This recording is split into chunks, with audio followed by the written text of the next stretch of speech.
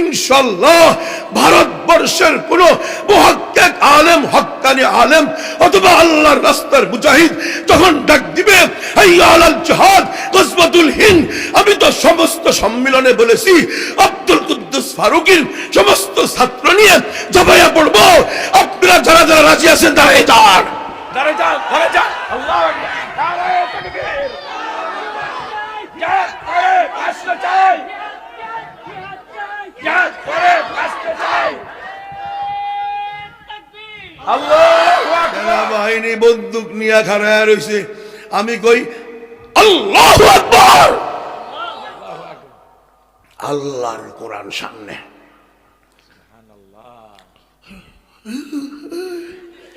আমি কই এই কাপস কা ফায়ার কর। তাকবীরের সাথে সাথে রাশিয়ান বাহিনীর কম্পন ছুটে গেছে, মারতে পারে না, হাতে শক্তি নেই। হাজি সাহেব, হাতে শক্তি নেই। এখন চিন্তা করেন মুসলমানদের তাকবীরের কত শক্তি। যেখানে Russia super power, Soviet union কাঁপে, সেখানে কচ্ছপখোর পেশাবখোর নরেন্দ্র মোদী তো আজ্ঞা দিব। যখন আমরা কমু নারে তাকবীর আল্লাহু আকবার, মোদী কব আমার বিচ্ছা গেছে, চেক কর চেক কর, ও মা সব শেষ। কে ঠিক নেই? আমি আপনাদের পক্ষে ওকালতি করব, আল্লাহ বিবাড়িয়া নোয়াখালীর পক্ষে আমি আব্দুল কুদ্দুস ফারুকী 17টি যুদ্ধ করে আসছি। বিবাড়িয়াওয়ালাদেরকে মাফ করে দিও, নোয়াখালীওয়ালাকে মাফ করে দিও। এখন চিন্তা করেন আমরা নবীজির উম্মত আর আমরা নবীজির ওয়ারিস, নায়েবে নবী, আমরা আলেম। আমাদের নবীজি শুধু এতটুকু 16 লক্ষ সাহাবা, তার মধ্যে 54,000 সাহাবা ইসলামের পতাকা উঁচু করতে গিয়ে ডাইরেক্ট জবাই হয়ে গিয়েছে। কোথায় শহীদ? কোথায় আমাদের? কোথায় আমাদের শহীদ? আমার ফ্যামিলিতে শহীদ কোথায়? আপনার ফ্যামিলিতে শহীদ কোথায়? কোথায় শহীদ? এই জন্য যখন এই কোরআনের ডান্ডা নামক বিধানকে মুসলমান ভুলে গিয়েছে, মায়ানমারের অং সান সুচি মুসলমানদেরকে জবাই করতেছে। ভারতের নরেন্দ্র মোদী মুসলমানদের উপরে ঝাঁপাইয়া পড়ছে। নরেন্দ্র মোদী জানে মুসলমানরা তাদের কোরআনের আসল ডান্ডাওয়ালা বিধান ভুলে গিয়েছে। ইনশাআল্লাহ, ইনশাআল্লাহ বলতে পারি নরেন্দ্র মোদী, কিন্তু যখন ইসলামের উপরে আঘাত আসবে, আবার ইয়া আইয়ুহান নাবিয়্যু জাহিদিল কুফফারা ওয়াল মুনাফিকিন, ওই আয়াতকে সামনে রেখে আমরা জিহাদে ঝাঁপাইয়া পড়ব। পারবেন না ইনশাআল্লাহ? বলতে পারি আমাদের আলেম ওলামারা যখন স্মরণ করাইয়া দিবে, ডান্ডা হাতে নিতেও বেশি সময় লাগবে না। রাজি আছেন না ইনশাআল্লাহ? এই নরেন্দ্র মোদী ফেরাউন ছিল রাশিয়া, তালেবানদের হাতে ঠান্ডা হয়ে গেছে। তালেবানরা কোন চিকিৎসা ব্যবহার করছে? মিষ্টি, বাতাসা, হালুয়া, আন্তাসা, গোল গোল বাতাসা। ওহ কি মজা! না ঠিক আছে, বাতাসা খান, সমস্যা নাই, কিন্তু শুধু কি শুধু বাতাসায় খাবো? কি একটু তিতা ঝাল চুকা খাওয়ান লাগে না? বাতাসা খেলে তো ডায়াবেটিসে ধরবো, এই তিতা ঝাল চুকা খাওয়ান লাগবো না? তালেবানরা বাতাসার সাথে সাথে তিতা ঝাল চুকা ডান্ডা নামক বিধানটা হাতে নিছে, রাশিয়া ঠান্ডা হয়ে গেছে, আমেরিকাও ঠান্ডা হয়ে গেছে, সিরিয়া বাশারুল আসাদ ঠান্ডা হয় নাই, পলাইছে। এখন ফেরাউন আছে দুইটা, একটা আরব দেশে ফিলিস্তিনে, আরেকটা এশিয়া মহাদেশে ভারতে। আরব দেশে ফিলিস্তিনে ইসরায়েলের প্রধানমন্ত্রী বেনিয়ামিন নেতানিয়াহু, হামাসের হাতে মোটামুটি ঠান্ডা হইতে আছে, কথা বুঝলেন নাই? আর এশিয়া মহাদেশে ফেরাউন হইল নরেন্দ্র মোদী। এই নরেন্দ্র মোদীকে যখন মুজাহিদিনরা ঠান্ডা করবে, আর মসজিদ শহীদ হবে না, মিনারাও আজান বন্ধ হবে না। গত 2 সপ্তাহে 17টি মসজিদকে বেকু দিয়ে বোল্ডেজার দিয়ে শহীদ করে দিয়েছে। আপনারা দেখেছেন এইভাবে এইভাবে কোবায়া কোবায়া, ইউটিউবে দেখছো না? কি আপনারা মোবাইল চালান না? হ্যাঁ, এটা দেখছেন না? এইভাবে। তারপরে মিনারায়, বড় মিনারায় মসজিদে কেন আজান দিল? মুয়াজ্জিনকে 2 লক্ষ টাকা জরিমানা করছে। সেই মুয়াজ্জিনকে জেলখানায় নিয়ে গেছে। বোরকাওয়ালা নারীদের বোরকা টেনে টেনে অপমান করতেছে। গর্ভধারী মুসলিম নারীর পেট কাইটা বাচ্চা বের করে ছুরি ঢুকাইয়া উঁচু করে লুলু দিয়ে আগুনে নিক্ষেপ করেছে। সাংবাদিকরা জিজ্ঞাসা করলো, শিশু বাচ্চাটাকে আগুনে কেন নিক্ষেপ করলা? কই আমাদের দেব দেবীর আত্মা ঠান্ডা হয়ে গেছে। তোদের দেব দেবীর আত্মা ঠান্ডা হয়েছে, জিহাদ ফি সাবিলিল্লাহর মাধ্যমে নরেন্দ্র মোদীকে আমরা ঠান্ডা করে দিব। পারবেন না ইনশাআল্লাহ? যুবক ভাইরা, এখন থেকে প্রস্তুতি নাও। এই নরেন্দ্র মোদী হইল এশিয়ার ফেরাউন। আমাদের দেশও ছোট্টখাট্ট একটা ফেরাউন ছিল। স্কুল কলেজের ছাত্ররা দিছে স্লোগান, আমি কে তুমি কে, রাজাকার রাজাকার, নারায়ে তাকবীর, আল্লাহু আকবার। সকালে আমি মোবাইল খুললে দেখি, ওমা ফেরাউন হাসিনা দিল্লিতে। কিরে কিরে কিরে কিরে, সবাইকে হুজুর গেছে গা? কই? দিল্লি। কোথায় গেছে? আরেক ফেরাউন নরেন্দ্র মোদীর কোলে। আমি গেলাম, বালা হয়েছে তো, 1 তীরে 2 ফেরাউন শিকার হবে এখন। সেই তীরের নাম গজওয়াতুল হিন্দ। হিন্দুস্তানে একটা মহাযুদ্ধ হবে, সেই যুদ্ধে আমিও চেষ্টা করব। আপনারা যাবেন তো ইনশাআল্লাহ? হাতুড়ান হাতুড়ান। 1 সেকেন্ডের জন্য কোন ফেরাউনকে ছাড় দেওয়া হবে না। হাত নামান। 1 সেকেন্ডের জন্য কোন ফেরাউনকে। শুধু ফেরাউন না, গাদ্দার। কত বড় গাদ্দারি করেছে জানেন না? দেখেন এই নরেন্দ্র মোদীর গাদ্দারি কি। সিলেট সুনামগঞ্জের সাইড থেকে প্রতি বছর পানি ছাইরা দিয়া গোটা বাংলাদেশের বিবাড়িয়া শহর ডুবাইয়া শেষ করে, আর মুখে মুখে কয় বন্ধু বন্ধু বন্ধু, বাংলাদেশ বন্ধু বাংলাদেশ বন্ধু। কিছুদিন পূর্বে সবচেয়ে ধনী জেলা ঢাকা জেলার পরে নোয়াখালী জেলা, ফেনী জেলা, কুমিল্লা জেলা, সিলেট জেলা, এগুলো ধনী জেলা। সেই জেলাগুলোকে সম্পূর্ণ পানিতে ডুবাইয়া দিছে। স্লোগান দেয় বন্ধু বন্ধু বন্ধু। দালাল ফিট করছে বাংলাদেশে শেখ হাসিনার রূপে। ওই দালালের মন্ত্রীরা কি বলে, ভারতের সাথে আমাদের সম্পর্ক স্বামী স্ত্রীর সম্পর্ক। আমি জিজ্ঞাসা করলাম স্বামীকে স্ত্রীকে? কয় ভারত হইল স্বামী, স্ত্রী হইল বাংলাদেশ। তাহলে স্বামী যখন বলে তুমি কাপ মাইন্ড করবেন না, অর্থাৎ মিলামিশা হবে, কাপড় খোলো, তখন উভয়জন রাজি হয় কিনা? তাহলে ভারতের নরেন্দ্র মোদী যখন বলবে আমাদেরকে আমরা স্ত্রীর ভূমিকা পালন করব, আর সে স্বামীর ভূমিকা পালন করবে, কিন্তু আমি দেখি আমাদেরকে ডুবাইয়া মারে। স্বামী স্ত্রীকে কি পানিতে ডুবাইয়া মারে? এই যে মুখে দাবি করে বন্ধু বন্ধু, তখন আমার বুঝে আসছে, ও বন্ধু তোমার ভালোবাসার ধরন ভালো না। বন্ধু বন্ধু তোমার ভালোবাসার ধরনটা। এই জন্য এই নরেন্দ্র মোদীকে জিহাদ নামক ডান্ডা দিয়ে ঠান্ডা করতে হবে। এক। দ্বিতীয়, বন্ধু বন্ধু দাবি করে দেখেন কি করলো সে। কমলা 150 টাকা, মালটা 200 থেকে 250 টাকা, পেস্তা বাদাম 2400 থেকে 3000 টাকা, কিশমিশ 400 থেকে 600 টাকা, আরো আরো আরো আরো ইত্যাদি ইত্যাদি। আমি গত রমজানে আফগানিস্তান গেছি, সেখানে যাইয়া দেখি কিশমিশ শুধু 90 টাকা, পেস্তা বাদাম মাত্র 600 টাকা, আর ভারতে কয় 2800 টাকা, কমলা মাত্র 35 টাকা, মালটা মাত্র 45 থেকে 50 টাকা।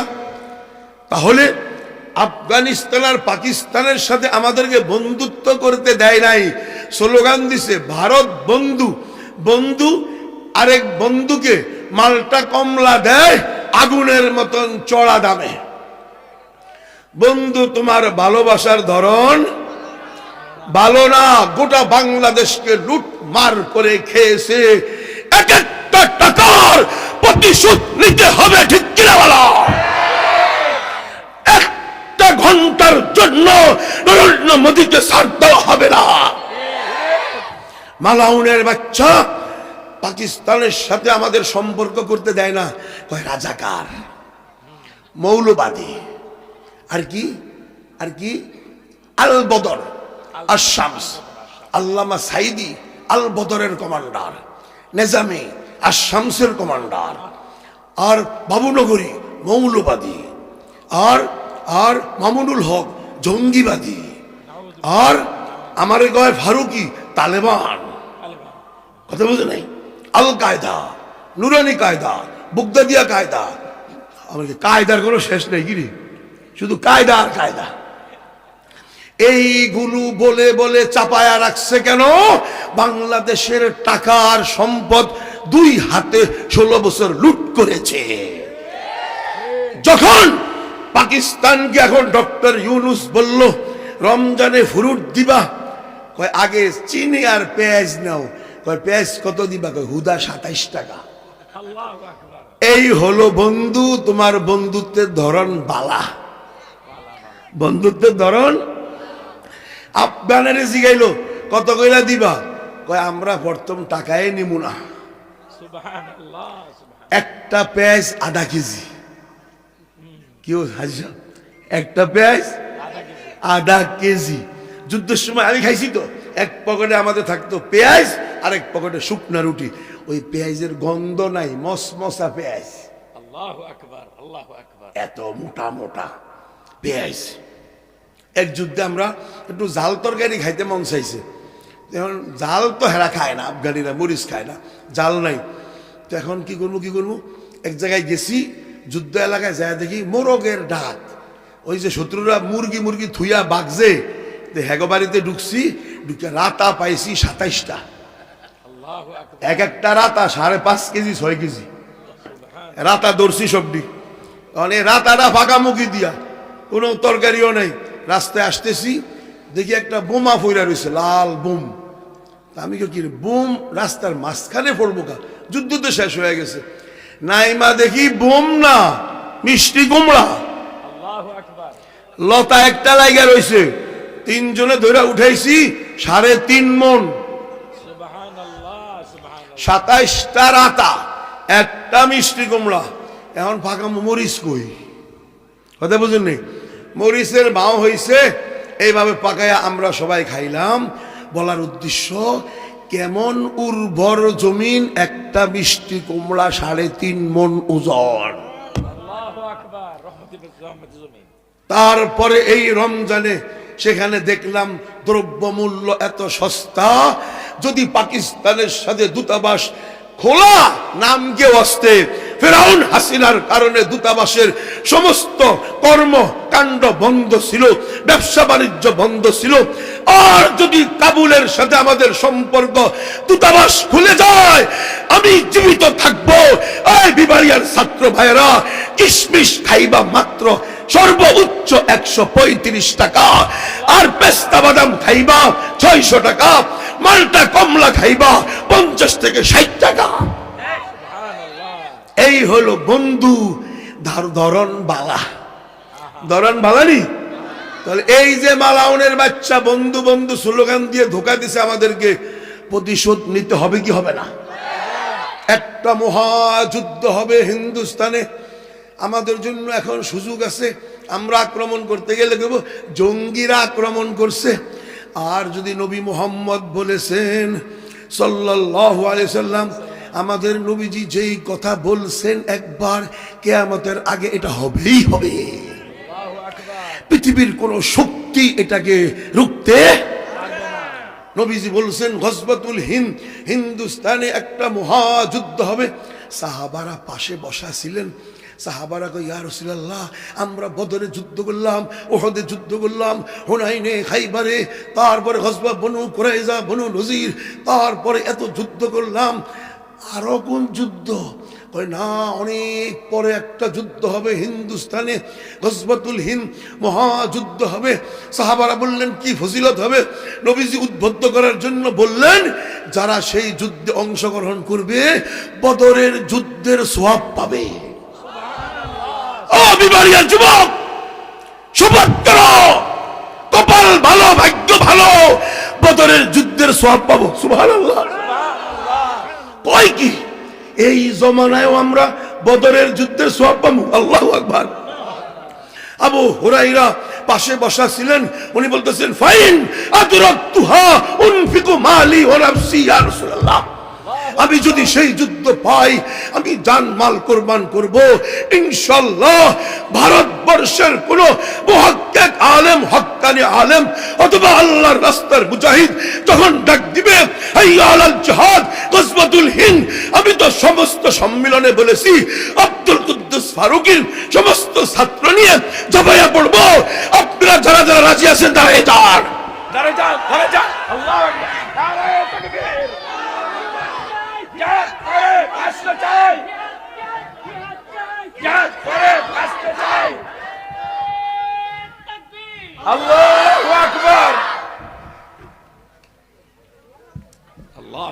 গজওয়ায় যাবেন তো ইনশাআল্লাহ? বদরের যুদ্ধের সওয়াব পাওয়া যাবে। সুবহানাল্লাহ। আরে আমি কত যুদ্ধ করলাম, শহীদ হইতে পারলাম না। কতগুলো যুদ্ধ করলাম, 17টি যুদ্ধ। এটা কি একটা দুইটা যুদ্ধ? তাও কার বিরুদ্ধে? রাশিয়া, সোভিয়েত ইউনিয়ন, অর্থ হইল 1,74,00,000 বর্গ কিলোমিটারের দেশ। 1,74,00,000 বর্গ কিলোমিটারের দেশ। আমাদের গোটা দেশটা 1,56,000। সেই হিসাবে 105টা বাংলাদেশের সমান দেশ সোভিয়েত ইউনিয়ন। সেই দেশ, আল্লাহ, সেই দেশের সাথে আমরা যুদ্ধে গেছি, মনে করলাম শহীদ হয়ে যাব, কেন আমরা দুর্বল, তারা অনেক শক্তিশালী। ওমা যায় দেখি উল্টা, সেনাবাহিনী বন্দুক নিয়ে খাড়ায় রয়েছে। আমি কই আল্লাহু আকবার, আল্লাহর কোরআন সামনে।